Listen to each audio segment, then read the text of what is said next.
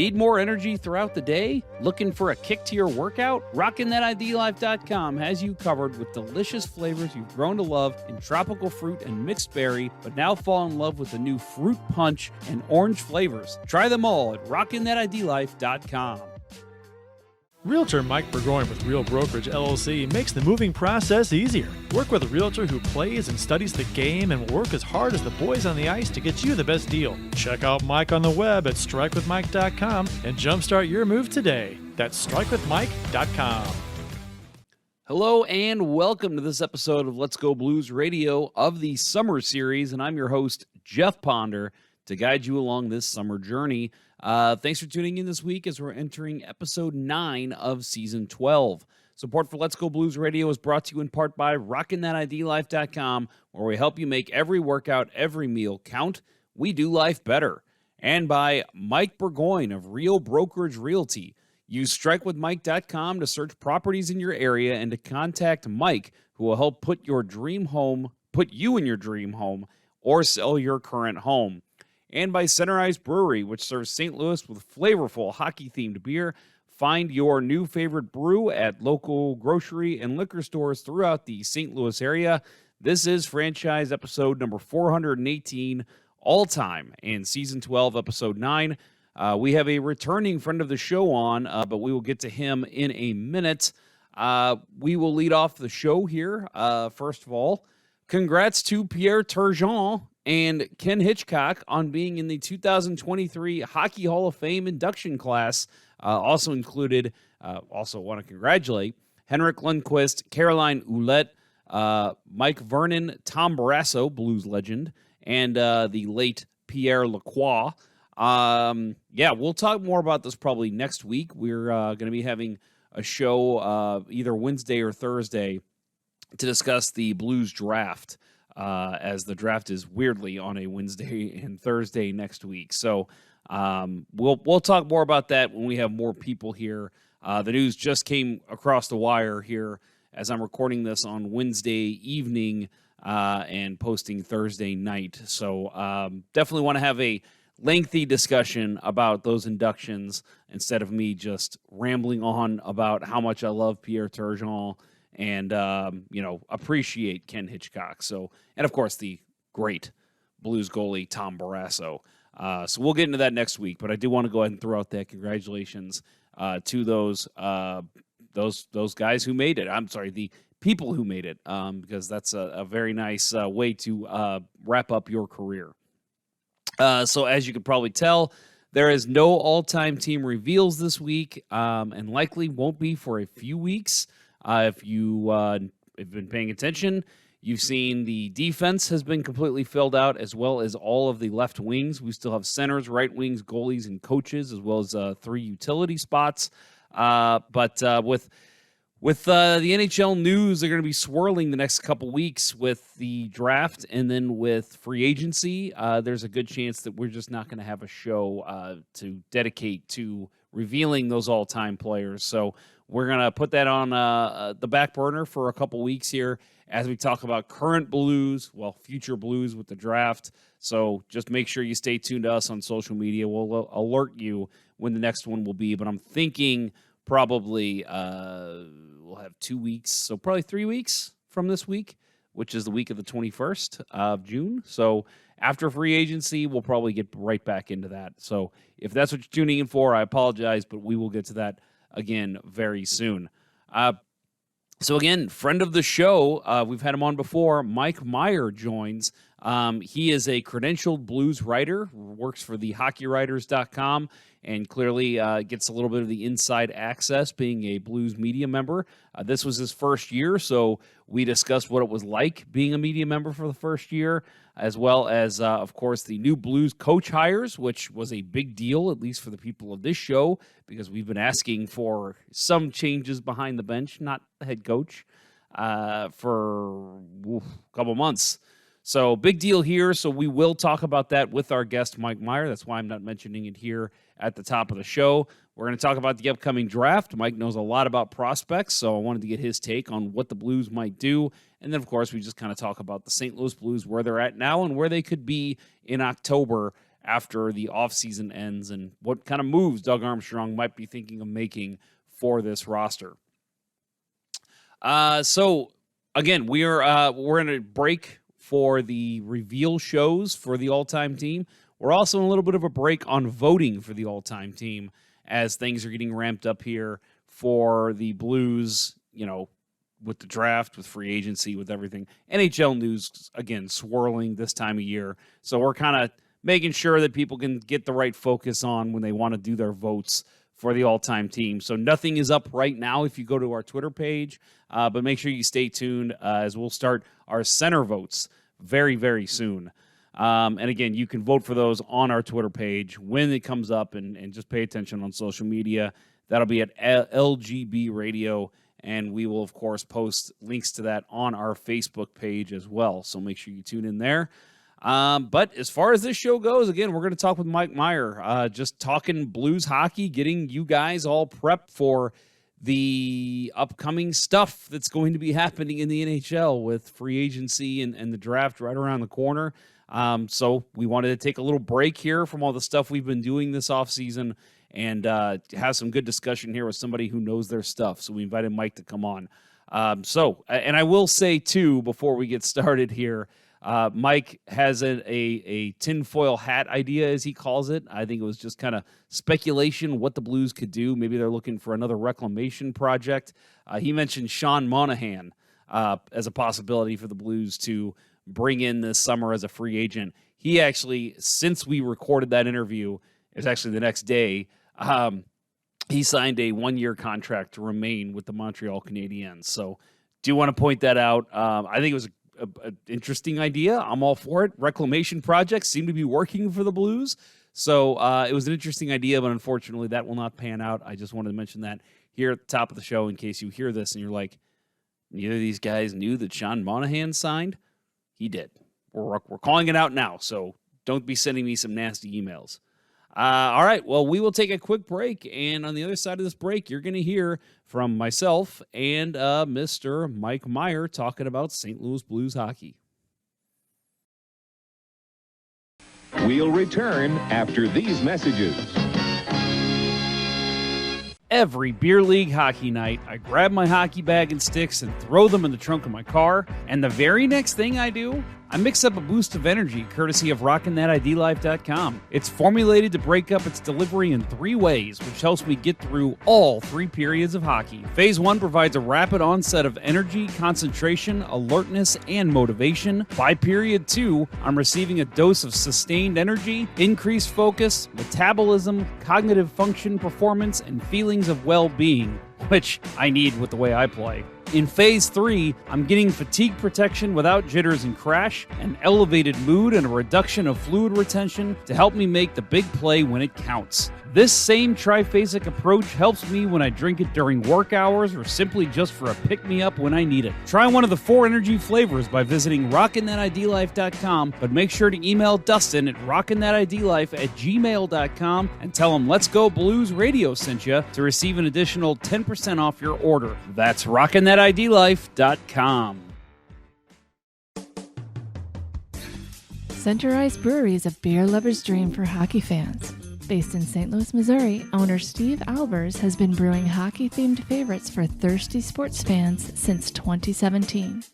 From the Beauty IPA to the Old Arena Lager, a cold, frosty, hockey-themed beer is just what the doctor ordered for hockey fans in St. Louis. Make sure to check your local beer store for Center Ice Brewery beer today. LGB. Let's go beer. During the magical 2019 playoff run, I was in the midst of buying my current home. Every time I spoke with my realtor, obviously, home buying was the discussion. But in the back of my mind, I couldn't stop thinking about what was destined to happen for our St. Louis hockey team. If only there were a realtor who could have walked me through the process, held my hand when needed, but was there to be a sounding board when I wanted to complain about a certain hand pass goal. Let realtor Mike Burgoyne with Real Brokerage be that for you. He'll have your needs top of mind as he skates you through the home buying or selling process, dangling you past any obstacles obstacles and assisting on all your home goals. Check out strikewithmike.com for more information or give him a call directly at 314-753-4060. That's Mike Burgoyne with Real Brokerage at strikewithmike.com, and that number again is 314-753-4060. Don't forget to tell Mike that Let's Go Blues Radio sent you. And now, back to Let's Go Blues Radio, the longest running St. Louis Blues podcast with Price, Ponder, and Day.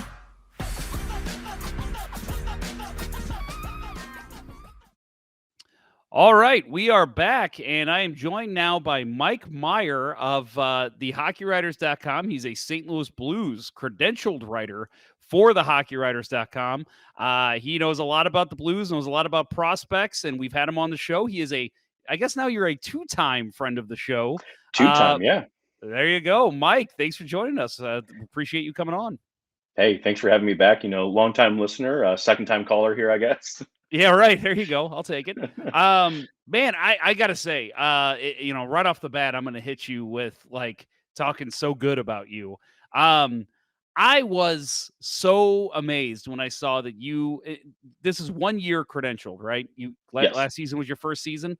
Yep. Okay. So first of all, it was your fault the Blues had a bad year, right? That's exactly it. I will totally shoulder that. Yep. Damn it, Mike. Why did people credential? I just wanted to go to games. I just wanted to go to more games. Okay. No, I'll say so. I'll just be honest with you. When I started, and I started this podcast back in 2011 with Kurt Price.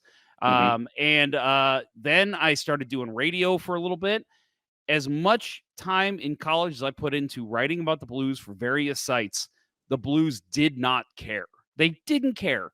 The minute I got a 15-minute spot on a radio show on 1380 was when they were like, oh, yeah, let's credential that guy. So when I saw that you got credentialed, and as far as I know, all you're doing, all your reporting is on the HockeyWriters.com. I was actually very impressed, because that means you must be doing a very good job for the Blues to accept you being credentialed.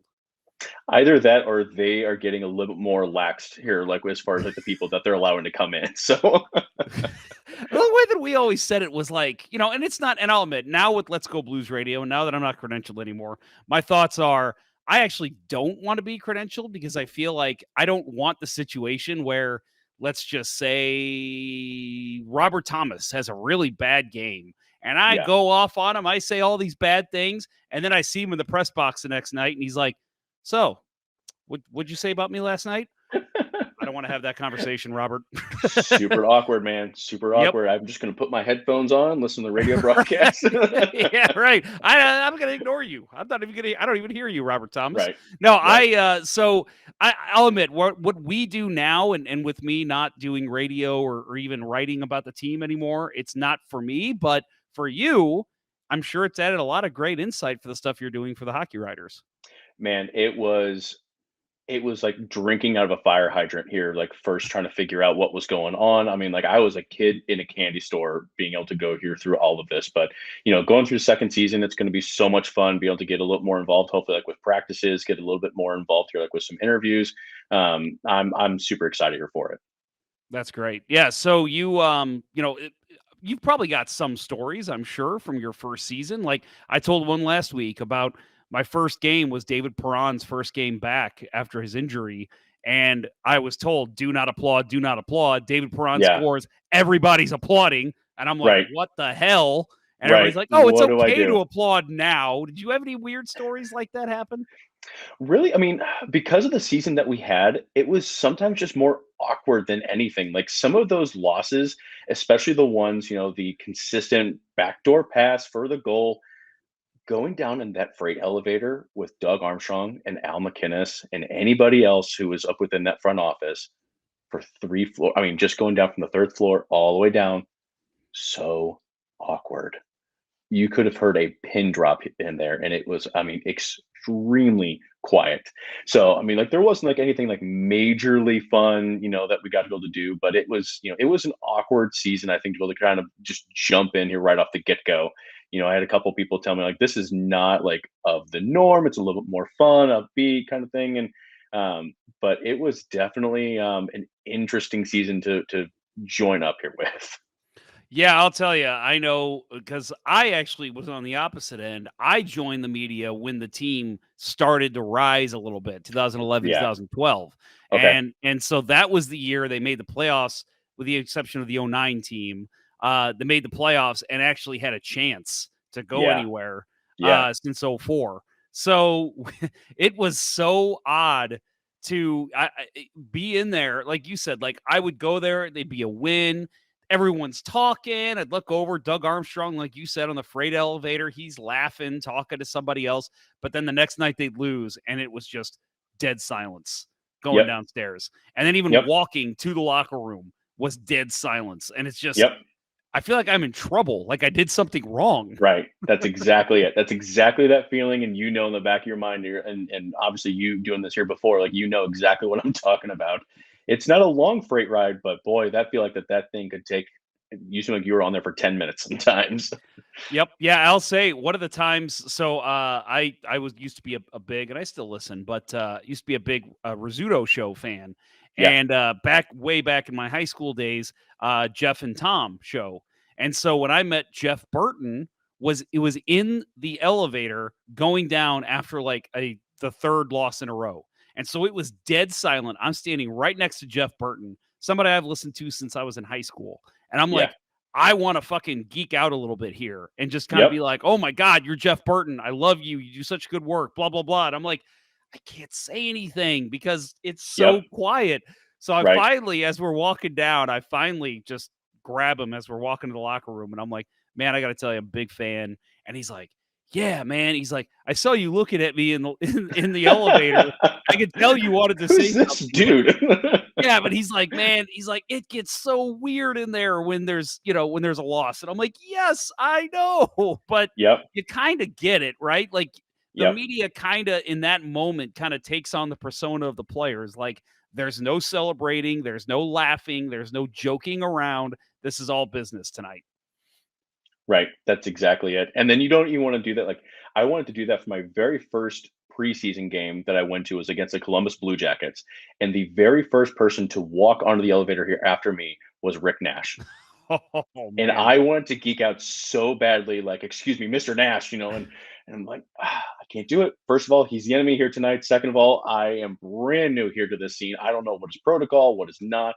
Can I be able to say hi, introduce myself? And so luckily I talked to a guy here beforehand and he was like, yeah, you probably shouldn't talk to Rick Nash here just yet. I'm like, oh, okay, cool. I'm glad I wasn't that guy. Yep. So did you go at I don't know how many games you went to as a media member this year, if you went to all 41, but did you go to the visitor locker room at all after games? I didn't get the opportunity to be able to go to the visitor locker room. I had clearance, but I didn't have, I guess, like full like I could be able to do home team stuff, but it wasn't the ability to go like do anything like majorly extra. Okay. Here, if that makes sense. So yeah, I only asked to do it a couple times, and it's for me, I don't know, I'm sure it's changed. I left in 2015, but it was just kind of like I would just kind of ask like Dan O'Neill or somebody, and like, hey, it's cool if I go to the visitor locker room. Yeah, no problem. And I remember one time I walked in, and it was the New Jersey Devil. New Jersey? Yeah, I think it was New Jersey. Yeah, New Jersey was in town, and I walk in, and as I walk in, a buck naked Jaromir Jagr walks right in front of me, and I'm like, I just saw Jaromir Jagr's ass. Like I even said that out loud. There was another media member by me. I had no idea who he was. I think he was a Devils guy, and I was go, oh my God, I saw Jaromir Jagr's ass, and he just laughed. He goes, yeah, you get used to it. And I'm like, I don't know if I ever would. Oh my gosh. I tell you, if there's one thing that I really did enjoy, it was a little bit more restrictive, like you were at the Blues like this past season. It was once you walked in, you had the numbers on the board on who was going to be all available, but that was it. There was no, like you walked in, the locker room was already cleared out. There was nobody else extra that was in there. And then they filed in the players just like one at a time. And so I didn't know like if COVID had anything else extra to do with it. I don't know if it was a matter of like extra security. I don't know if it was a matter of professionalism, whatever the situation may have been. But they wanted the interviews to be one by one. And so when I walked in there, I mean, luckily, you didn't have to be able to have the situation where you saw Yaromir Yager's ass, or, you saw Robert Thomas naked, or, whatever the situation may be. But it was completely empty locker room. So, me walking in there for the very first time, I'm looking around like, okay, where is Yep. everybody? And I know I'm in the right place because everybody else is in this place. But it was definitely an interesting curve to get used to. What was your favorite interview you were a part of this year? Do you have one? Any single one that was Robert Thomas here, like, was a lot of fun, but then any single interview that included, and I'm blanking here on his name, Tyler Tucker. Oh yeah, okay. The dude was just so happy to be there, happy-go-lucky dude, and especially, like, after, like, he, started scoring here a little bit, I mean, he was just, like, Mr. Ray of Sunshine. Same here, like, with Callie Rosen. Like, he was just always, like, in a great mood, Yep. and it was so much fun to be able to get to see these extra type of guys that were just contributing so much here with them. So those two, here again, like, on top of, like, Shen Thomas, those are just great interviews. Right. Yeah, I'll say mine was Marty Brodeur.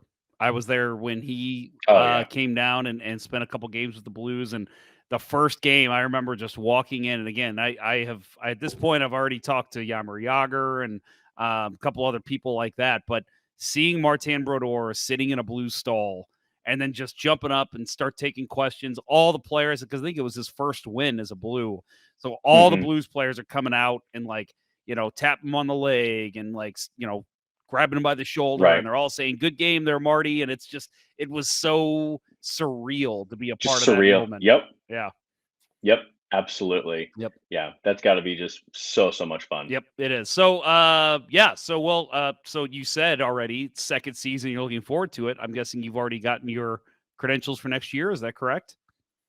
Not just here as of yet. It's still, like, in the process here of just kind of getting everything here all worked out. The Hockey Writers is a little bit slower here, like, with this, but we are just trying to do everything all at the exact same time Right. while we're just going through credentialing, recredentialing here, and just moving forward. So not just as of yet. Okay. Well, you did On a its way. great job last year from what I read, so I think we'll be seeing you again Appreciate it. this year. I don't think you did anything to piss off Yeah. the organization, so you should be good. Boy, I hope not.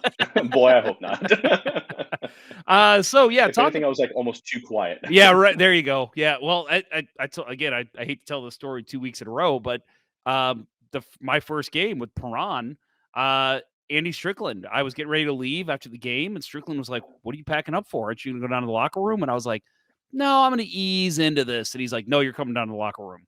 And, like, even grabbed me by the There you go. suit coat. Was like, "No, you're coming with me." And Yeah. I'm like, okay. So yeah, Here we go. it's like, yeah, for me, it was like I was in the same realm. Like, I just need to shut up and just be the new guy. Don't, cause a fuss anywhere. But every now and then you get that chance to ask a question that you want to ask. And it's like, Yep. okay, I'm going to stop being the quiet guy here for a minute. Right. Yep. Yep. That's exactly. You sometimes have to be that guy because, as I was always told here growing up here as well, just because you are, like, the one with the question, you don't think anybody else has the question. More than likely, at least 10 other people here in the class, in the situation, whatever that it is, have that exact same question. Yep. So don't be afraid to be that guy. Well, and that was always my thought too, was if I have this question, maybe somebody else here in the press room doesn't, or in the locker room doesn't, but a fan certainly does, and they want the answer to this. Right. So yeah, that was always Right. my view too. Yep. So I'm with you. So let's talk a little bit about the St. Louis Blues, as you have, again, Yeah. you're very involved with the organization and doing a great job over at the Yeah. Hockey Writers. Want to talk about the big news I guess last week. The Blues did hire 2 new assistant coaches, Mike Weber and Michael Babcock, named as the new Blues coaches. The search was led by Craig Berube. Weber joins as an assistant coach, Babcock as a skills coach. First question I want to ask you: did you have that weird kind of heart attack moment when you saw it was Weber and Babcock joining the organization? I did. Yes. I was like, wait a minute. Are we officially just calling him Michael? Or, like, what is happening here right now? Thinking that we officially hired Babcock. And second of all, like, why is he coming to St. Louis as a skills coach? Mhm. That makes no sense here. Yep. but yeah, it was definitely an interesting notification to be able to get hear about that team. Yep. And so, well, first let's go ahead and talk about Michael Babcock. Yes, the son of NHL head coach, soon to be, from what I hear. Or is it already been announced? I don't even know. Uh, I don't think it's official yet. yeah, Blue I Jackets think it has coach, to wait right? till like July 1st or something like that here, just like due to his Right. Yeah, contract. I think his contract expires with Toronto. And finally. Yeah. And so, yeah. So Mike Babcock will be joining Blue Jackets. That's a story for another time. But his son, Michael, from what I've heard, rave reviews from players Yeah. and coaches and even fans. I saw because he was with the Senators last year, aided in developing game plans, pre-scouting, on-ice skill development.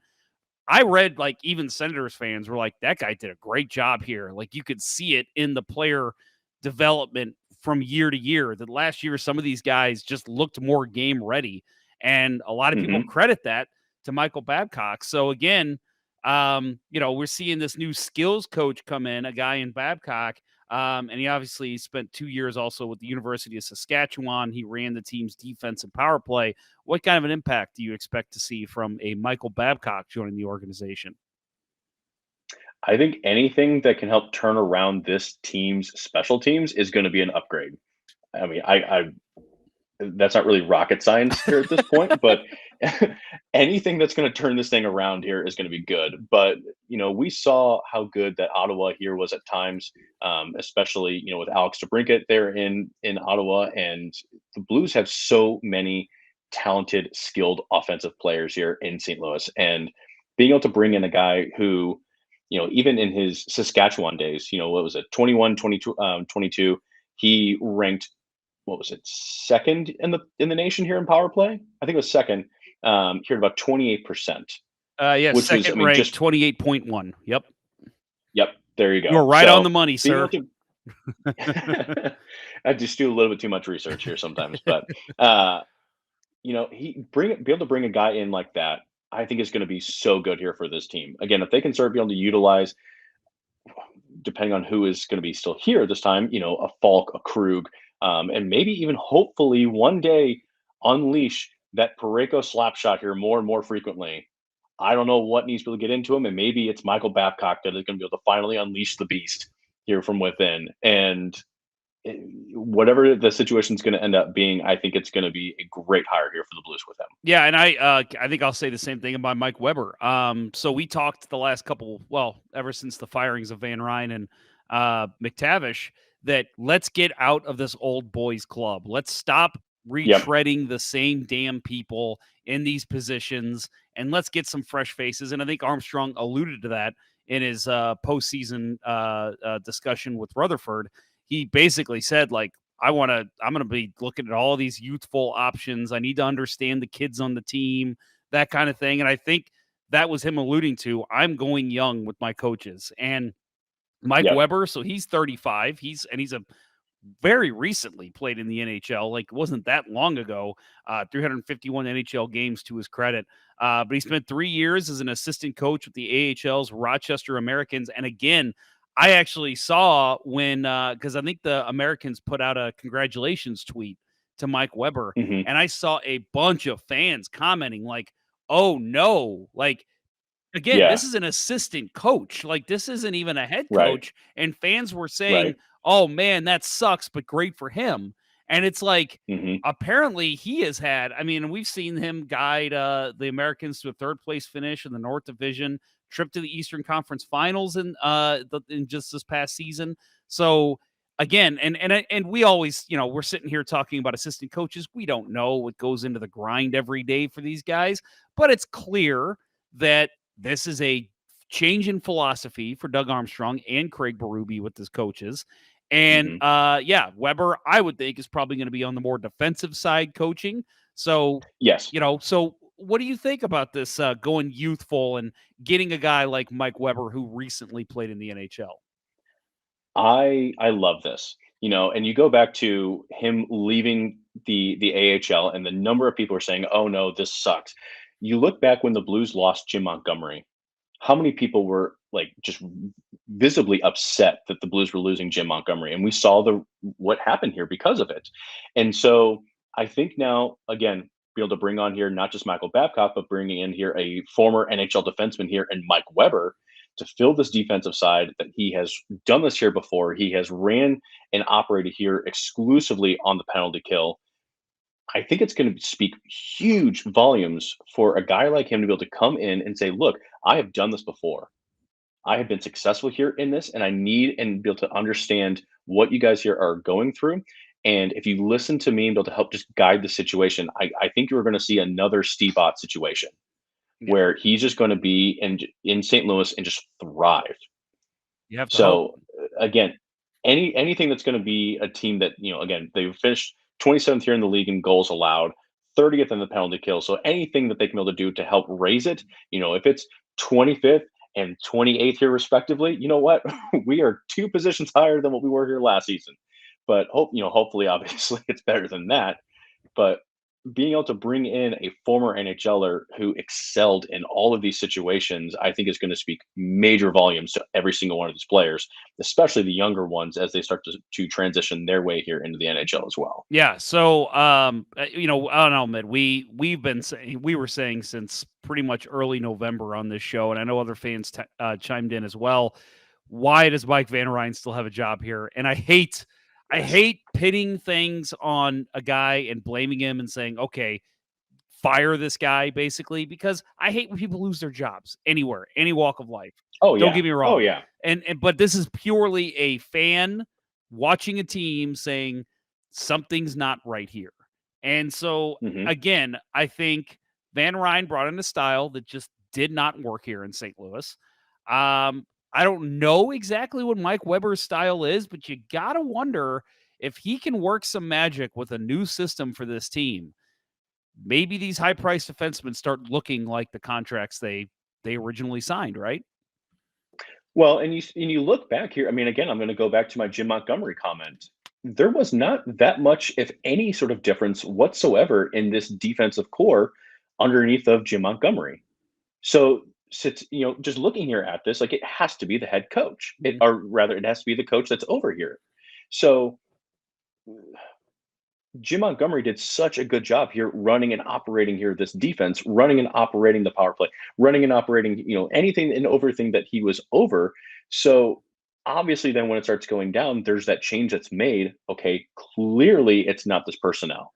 And while the Blues will likely make a change here within these high-priced defensemen here this offseason, I have to believe that they will, it's got to be the coach. Yeah. So being able to bring in somebody else that can be able to speak a little bit more here towards these defensemen, I think you're going to see a substantial change. I think you're going to go back, hopefully, to seeing the team in the defense that was underneath of Jim Montgomery. Yeah, and let's face it too. I mean, this team, a lot of no trade clauses. So at the end of the day, when you need to make a change, it's easier to get rid of your coach than it is to trade all your players, especially with the no trade clauses. So switching out a system, and again, I think you're right. I think we will see at least one semi-major change this summer with the defense. But if it doesn't, at least you're heading into the next season with a new scheme in place, a new guy barking orders, and somebody who's helping out Berube, and hope that maybe that's changed enough to at least get this defense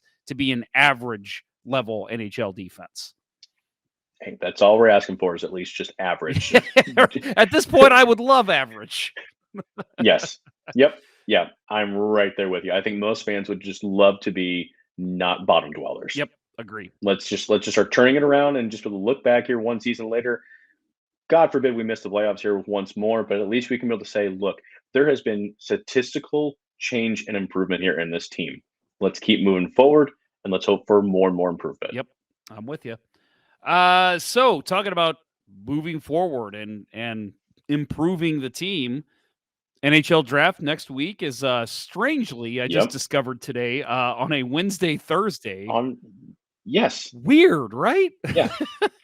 I still can't get my mind here wrapped around it. I'm so used to, just near the end of the week. Okay, cool. Let's start getting and geared up here for the draft. Yep. Yeah, it's a weird one. So fans of this show, stay tuned because I think there's a good possibility we'll be going live after the first round Wednesday night. So that's just a little tidbit for our listeners. But with it being Wednesday night, let's keep that in mind, folks. Don't forget, don't wake up Friday morning and say, oh my God, I missed the whole draft.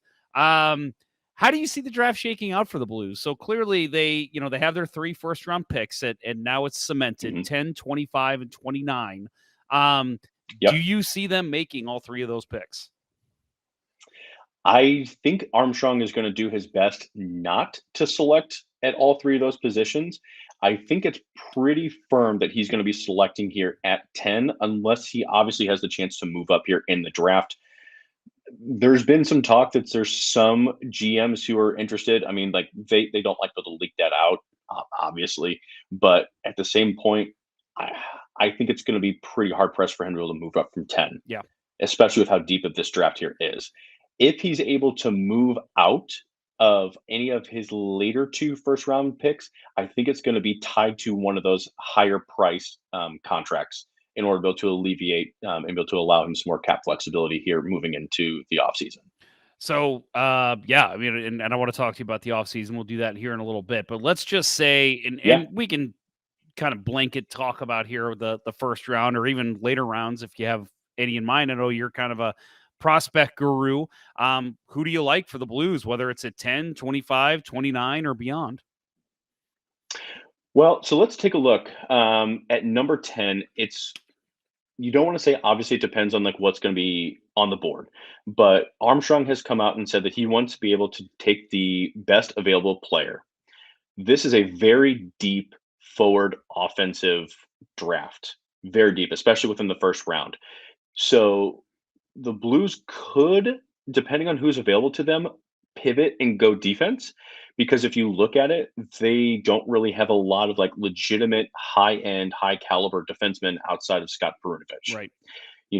Within the draft here itself, like you've got David Reinbacher and Tom Willander who fit the right shot mold that they need.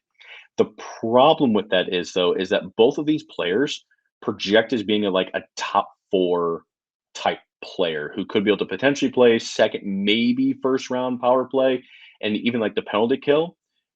Both of these guys are fantastic 2-way players. Like they easily could, if all things go well, end up being a top pairing defenseman, depending on the team that they're playing here for, or very good second pairing defenseman.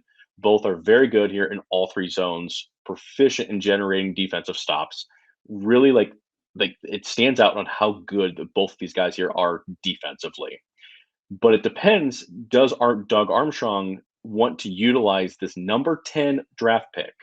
I don't know the next time he's going to get something like this, to go with a player who tops out as a top 4, or then go offense and say, we're going to get a guy who's going to be a top 6, potentially first line power play, potentially, play up here like on the top line type of forward who can be able to contribute 50, 60, 70 plus points here each and every single season.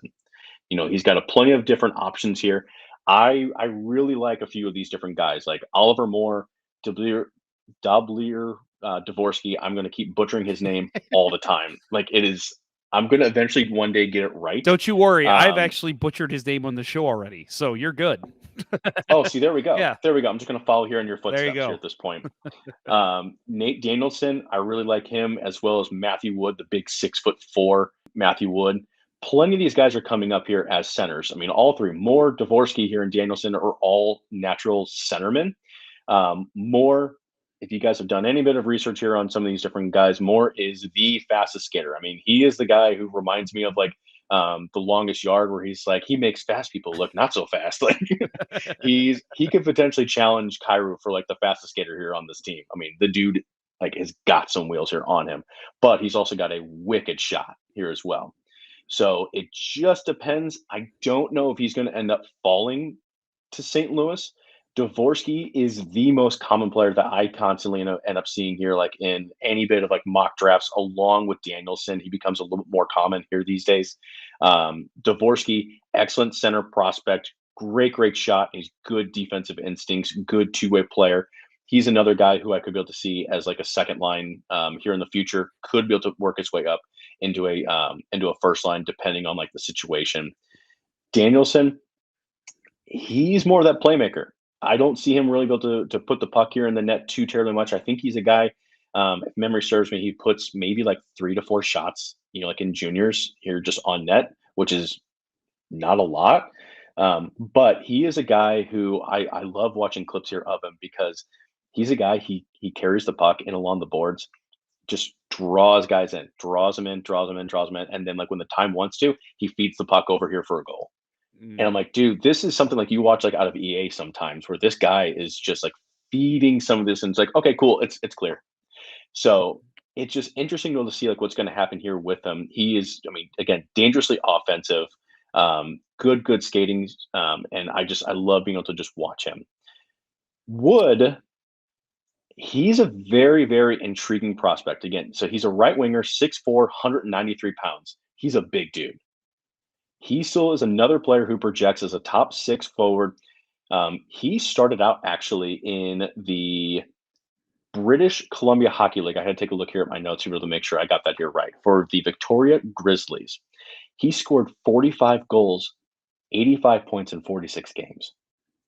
And he decided he's not going to go to the OHL. He's not going to go to the United States Hockey League. He's going to instead take himself to the NCAA. And he then decided to join the University of Connecticut, where he scored 11 goals, 34 points in 35 games. Not He bad. scored so he scored 2 goals, 5 points at the Halika Gretzky Cup in 5 games, 7 goals, 13 points in 7 games here in the World Junior, like the 18s. He is he's getting a lot of comparisons to Tage Thompson. That's So not bad. if the Blues potentially want to redo,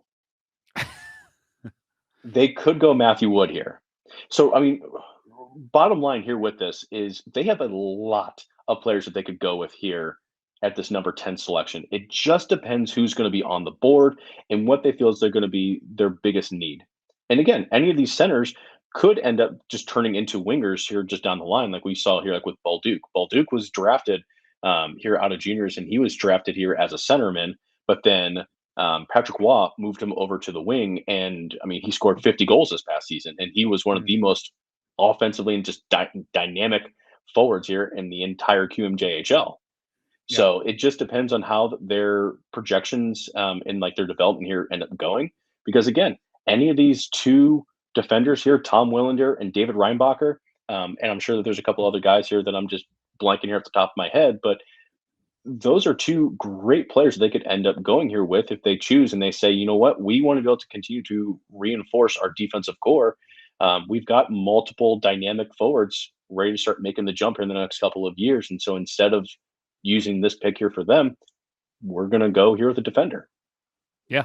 No, and that's something we talked about with a friend of the show, Mike Morial of NHL.com, was do the Blues just say our need right now is D, so let's go D? And he said it Mhm. just depends on who falls where. He's like, if Right. a player like a Dvorsky or even like he's not going to happen, but like a Leo Carlson or somebody drops somehow, you Right. can't, he's like, we even talked off air about last year, the trying to blank on his name, the Seattle Kraken took him. He was Shane the Wright. project Shane Wright. Like Yep. the Seattle Kraken probably had a plan to go, who were we going to take at number 4? But then Shane Wright fell into their Shane lap. Wright So like, somehow does it, ditch, and they say, ditch the thank you. plan, take this kid. So Right. he's like, it really just depends. He goes, I think they're going to go forward at that spot, but you never know. Something crazy Right. could happen. And all of a sudden they're taking a defenseman that could be in the NHL in 2 years. So That's exactly it it. really doesn't matter. We don't know. Right. Nope. Nope. And that's one of the wonderful, frustrating things you like about the NHL draft or any single draft of any single kind of free agency or anything like that. You just never know.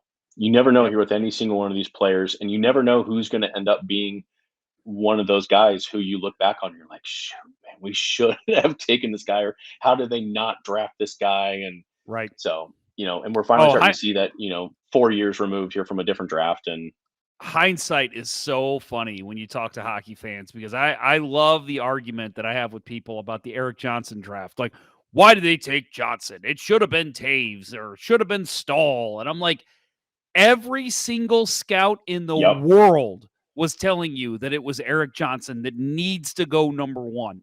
And Yep. you're not going to just tell your scouts, nope, sorry, not going to take him. Like, it was a consensus, Right. And so Right. sometimes things happen in the draft and you just can't control it, and you play the cards you're dealt. And for the Blues at number 10, and maybe you're right, maybe they trade up, maybe they get higher in the draft, but at number 10, they're going to have a plan going in. But depending on how the rest of the picks go, that could completely change in an instant. Yep. And that's all that it is. You have to just be ready. And sometimes you get a Shane Wright that just falls in your laps and you say, thank you, hockey gods. Yeah, right. Just keep moving forward. Hockey gods were shining on Seattle that day. That's for sure. Yep. That's exactly it. Yep. So talking about the Blues and where they're going to be this offseason, obviously the draft coming up next week, which is very exciting, should be one of the more anticipated drafts in Blues history, especially considering the last run this team's been on that resulted in a cup in 2019. But after the draft, we'll be talking offseason. I know there's some talk about where the cap will be next year. Right now, it's an extra $1 million that'll be added on. But see if anything changes. But for you, offseason, obviously, similar to the draft, things can change on free agent day. But if you're Doug Armstrong, what's your focus going into the offseason? I think the biggest thing that they have to do is unload one of those contracts. They absolutely have to. They have to free up something. They've got about $7 million here in cap space available here to them right now. You can't do much here with that. I mean, yes, it's $7 million.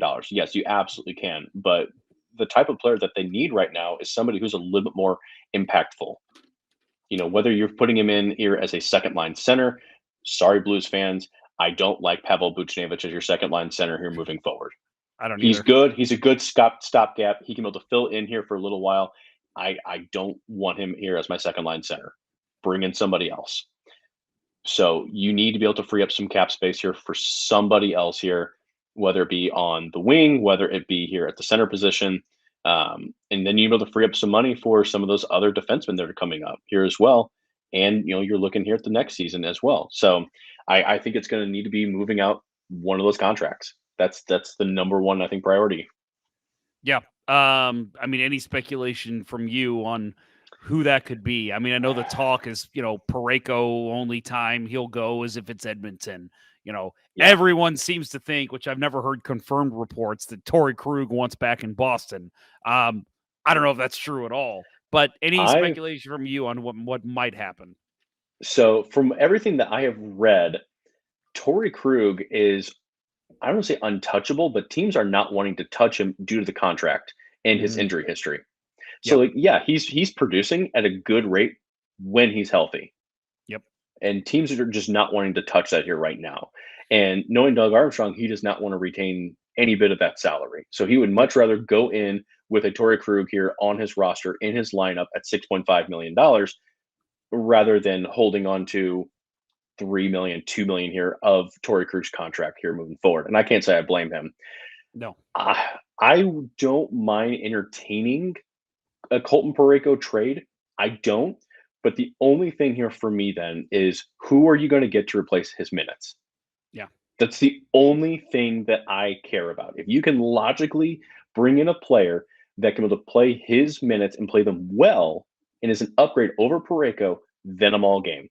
But until then, you have to show me that you have somebody else who's in the lineup that can be able to play all these minutes and that you can be able to have this ascension. And maybe it's not Justin Falk. It's just not. It's not Tyler Tucker. It's not Robert Bortuzzo. It's going to need to be somebody else who's from the outside.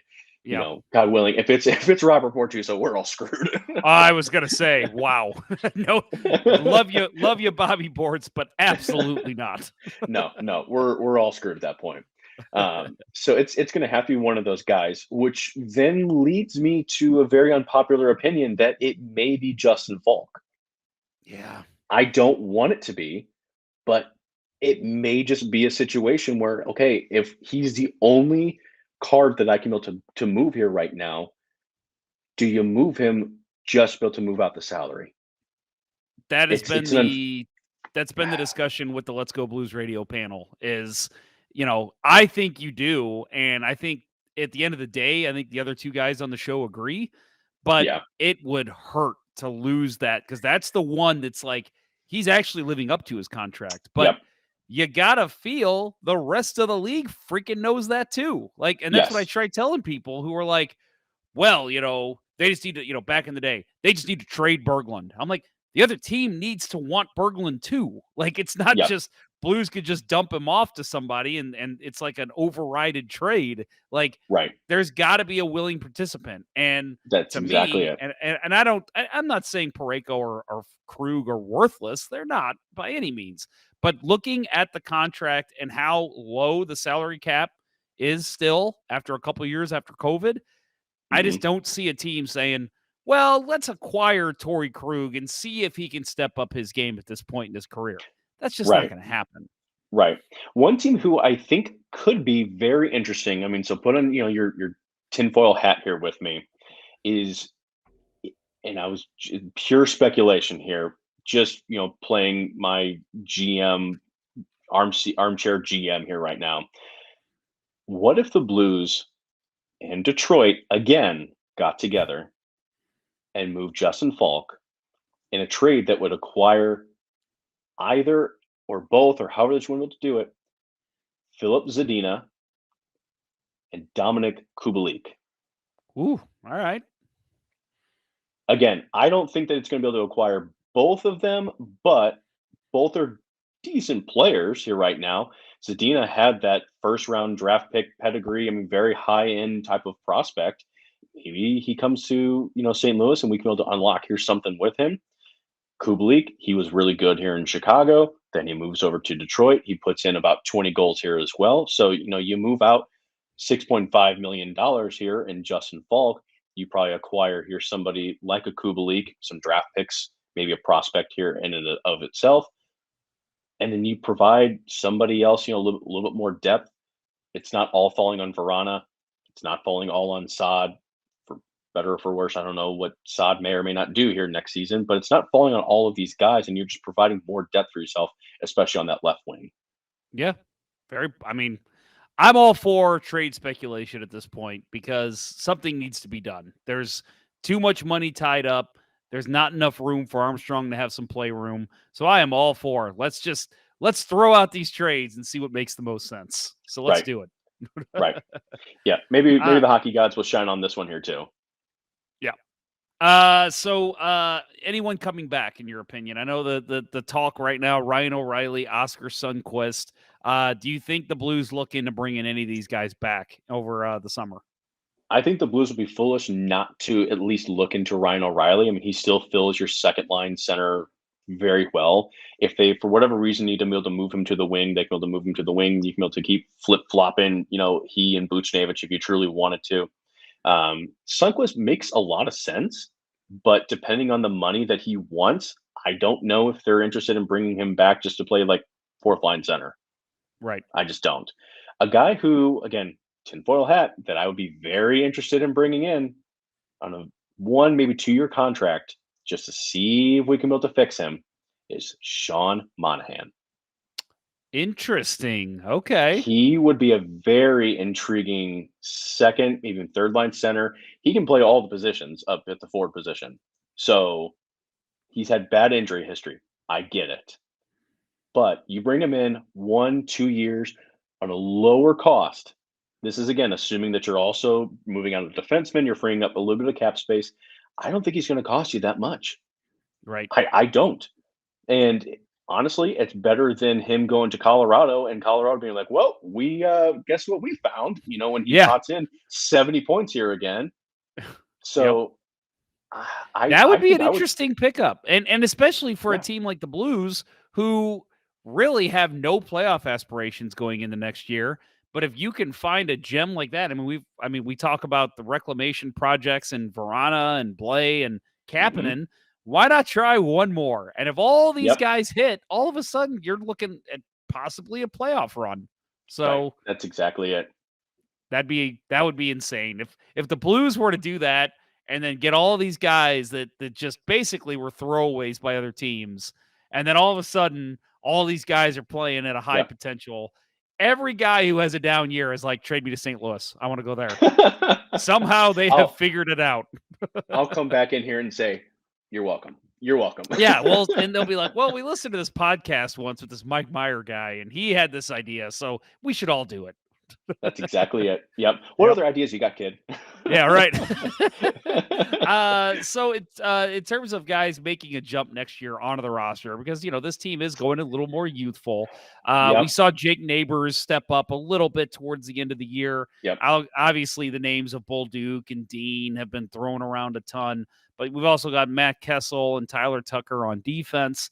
Yep. It just in terms of somebody who maybe wasn't full time on the roster this past year. Who do you see making the jump next year? Well, Neighbors, I think it's going to be shocking. I think if he is not on this team full time. I get why they put him down in the AHL for so long. I mean, obviously, this was just a rough season here. And so being able to put him down in the AHL where he was able to play amongst his peers and just keep progressing, keep developing, that was a great move here by them. I don't think, and I may be in the minority here, I don't think that Bolduc makes the jump here just yet. I think it would be a very, very good move for the Blues to have him start out in the AHL for the next 1 to 2 seasons. Let him grow, let him mature, let him be able to see the next progression here in professional hockey, and let him just marinate here a little bit. Yeah. Just let him marinate. Plus, let's look at it. He's a scoring winger. Where else in the lineup here right now do you see a spot for him? There's not. There's not. Unless you are also willing and ready to move on from Brandon Saad and say that Bolduc is ready, I don't see it. I think one player that you could be able to see at the forward position that could make at least a few games at the start of the season here would be Zach Dean. He, to me, is a little more ready here of a well-rounded 200-foot type player. Very, very good here. I need to find out, here again, like what his stats here were as I'm pulling them up here. But the crazy thing for him, like whenever he was with the Olympiques, they preferred structure more than just like freewheeling than we saw here from him in the past. So the fact that he had to play underneath of more of a structure, defensive, disciplined team and still was able to score 33 goals, 70 points in 50 games. Wait a minute. Yeah. What do we got here? Let's not forget the incredible playoff run he had too. 26 points, including 10 goals in 13 games. Yes. Yeah. Yep. Yeah. So I think Zach Dean is one who, and it's because he is responsible defensively here as well. I think you could see him sneak up and be able to earn a little bit of playing time, at least a cup of coffee here, like with the Blues to the start of the season. I don't see that being from Bolduc here just yet. And that's not a knock on him. I think that's just, it's smart development to have him just start out here in the AHL and just marinate. Well, how many times do we see in the NHL and really all professional leagues, a guy get called up too soon and he just never progresses into the guy that he was supposed to be? So I think it's okay for you to make that claim. Hey, maybe we sit on this one a little bit longer before calling them up to the show. So I'm all for it. If they, especially now with this team not in a win now mentality, let these kids marinate a little bit. Right. Yep. And then, I mean, defensively, I don't think there's anybody that's going to be overly shocking. I think you're going to see Scott Perunovich and Tyler Tucker be the two guys. As much as I would love to be able to see from like a Matt Kessel be able to work his way here up, it's going to be tough. The Blues have, 2, 4, 6, probably 8, 9 guys who could all reasonably be able to make their way here into the lineup to be able to fill 6 spots. So it's going to be very, very difficult for the Blues to decide what they're going to end up doing. And it may, again, unfortunately, come here at the expense here, like of a Robert Bortuzzo, just to make a spot here in the lineup. Calle Rosen played really, really well here for us. What do we do with Calle Rosen? What do we do with Scott Perunovich? What do we do here with Tyler Tucker? What do you do with all these younger guys who are clearly ready for spots here in the NHL? Yeah. So there's only 6 spots on the team, only so many, even just on the roster, including a 7th defenseman. So you got to start considering some of these guys getting moved out for either draft picks or parts of bigger deals. Right. Yep. That's exactly it. So I don't think there's going to be anything overly shocking here on the defensive side here, more so than anything. Yeah, I agree. Mike, this has been insightful. I love just rapping about talking about my old media days. Everyone knows I love doing that on the show. But yeah, I appreciate you coming on. I want to give you some time here again. We mentioned the hockey writers, but Yeah. throughout the summer, what can people expect from you, and how can they find your work and interact with you on social media? Big thing here. I mean, Twitter is like my main bread and butter. So, you got it up here, but it's M_Meyer3. That's my bread and butter. That's where you're going to find me here more so than anything. I'm trying to be able to work my way here into the Instagram game. It's the exact same thing here on Instagram. So be able to find me. It's linked here in my Twitter as well. It's a little bit rougher to work my way here into the Instagram game here right now. I'm not so much of a fan here of it, but I'm able to figure out something, be able to move forward here with it. And then, I mean, with this off season, man, I'm just going to be trying to keep my head down here and be able to talk about the Blues, their prospects here more so, and then just be able to keep rapping about speculation, and what we can be able to expect here from the draft. We got a great crew of guys who are all keeping their heads down and doing some draft pick analysis, and we're going to be recapping the draft here and doing a deep dive here on these guys that we drafted, and just some speculation and what we think is going to be moving on. And before you know it, we're going to be at training camp. Yep. So it's going to be great. Hockey writer alum here, and the draft coverage is always incredible over there. So oh yeah, and they always have like 4 or 5 credentialed people go to the draft every year too. So there's plenty of people. If you're looking for more draft coverage, definitely. I know they always used to have a tab up for the draft. I don't know if they still do, but oh yeah, yep. So thehockeywriters.com, check it out for that. And then of course the Blues coverage with Mike Meyer. Anybody else on your team I don't know if Stephen Ground still posts over there, but Stephen Ground still does it. Ethan Carter, and then Marcus. And Marcus, if you're listening to this, I'm sorry, man. I always butcher your last name, so I'm just gonna say Marcus. Marcus, yeah, good old Marcus at the Hockey Writers. That's all you need to say. Yeah, no, he's fantastic as well. It's a great group of guys. We try to cover every single angle we possibly can here with them, and then some. Well, thanks again to Mike for coming on the show. Always appreciate his insight, and he's a 2-time friend of the show now, so might as well just keep rolling. We'll probably have him on again much more in the upcoming years, as long as this show goes on.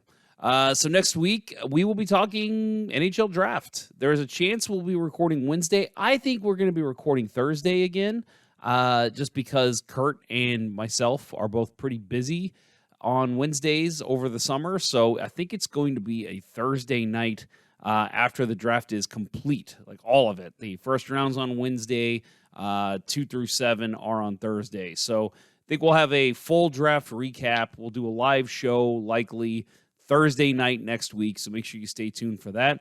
And, of course, watch the draft on especially that first round. That's going to be a big one for the Blues. They'll probably get a lot of notoriety from the media, so make sure you're paying attention to the draft, especially that first round.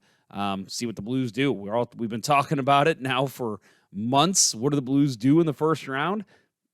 It's next week, folks. We're going to find out very soon here what Doug Armstrong's plan is for that first round. If there's any trades made, if he makes all 3 picks, those answers will be coming soon. So make sure you stay tuned to that. And again, stay tuned to us on social media. We will announce when we'll be doing another live show, but I'm thinking it's going to be next Thursday night. So just mark that one on your calendar in pencil.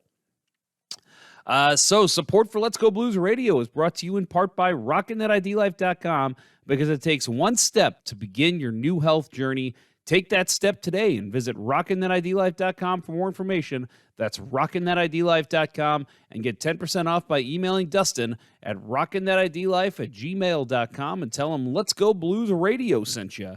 And by Mike Burgoyne from Real Brokerage Realty.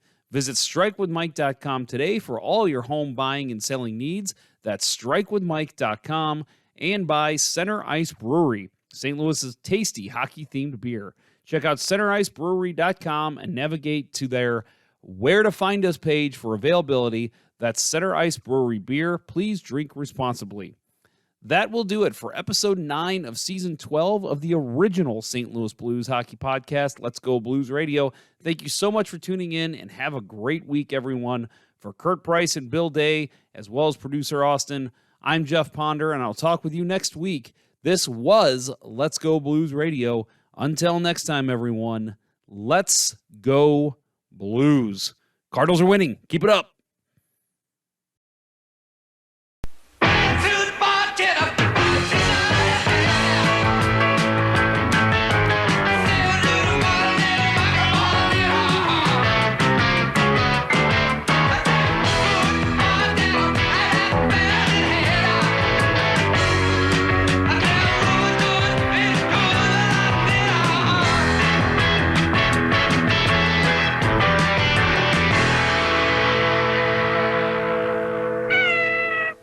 Sit, Ubu, sit.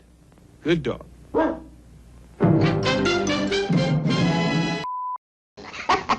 You thought I was going to say son of a bitch, didn't you?